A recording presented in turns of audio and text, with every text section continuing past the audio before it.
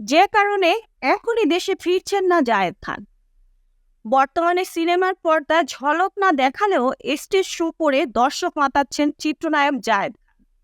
বিশেষ করে প্রবাসী বাঙালিদের মধ্যে ব্যাপক জনপ্রিয়তা রয়েছে তার।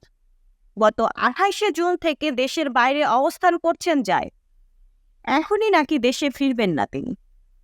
সম্প্রতি দেশের একটি গণমাধ্যমে দেশে না ফেরার প্রসঙ্গে কথা বলেছেন জায়েদ। পাশাপাশি অভিনেতার নামে হওয়া মামলা নিয়েও কথা বলেন এই অভিনেতা। সরকার পতনের পর অনেকের নামে মামলা হয়েছে, বাদ যায়নি তারকারাও। বিএনপি চেয়ারপারসন খালেদা জিয়ার গাড়িবহরে হামলার ঘটনায় অভিনেত্রী তানভিন আহমেদ সুইটি, অভিনেতা উপস্থাপক শাহরিয়ার নাজিম জয় সহ যে 56 জনের নামে যে মামলা হয়েছে সেখানে জায়েদের নামও রয়েছে। এ প্রসঙ্গে জায়েদ বলেন, আমি রাষ্ট্রবিরোধী কোনো কাজে জড়িত নই, কোনো দুর্নীতি করিনি। একজন শিল্পী হিসেবে সবসময় মানুষকে বিনোদন দেওয়ার চেষ্টা করেছি। ছাত্র জনতার আন্দোলনের প্রায় মাসখানেক আগে থেকে আমি অস্ট্রেলিয়া, কানাডা ও সর্বশেষ আমেরিকার শো নিয়ে ব্যস্ত ছিলাম। শো করে মানুষকে বিনোদিত করেছি। একজন বিনোদন কর্মী হিসেবে এটাই আমাদের কাজ, আমি সেটাই করেছি। বর্তমানে কানাডার টরেন্টোতে রয়েছেন জায়েদ। অভিনেতার পরবর্তী গন্তব্য যুক্তরাষ্ট্রের লস অ্যাঞ্জেলস।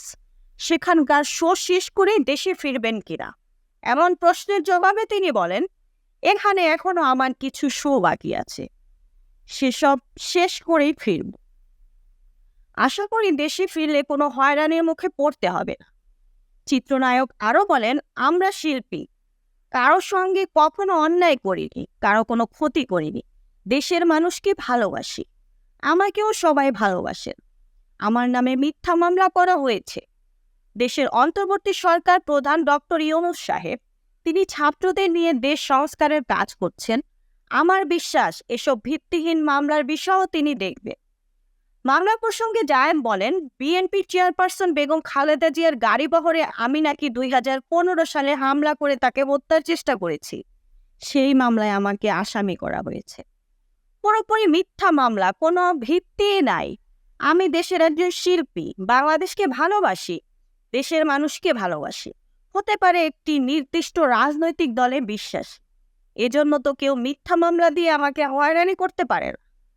মুক্তা পারভেজ, ডেস্ক রিপোর্ট, বিই নিউজ, ঢাকা।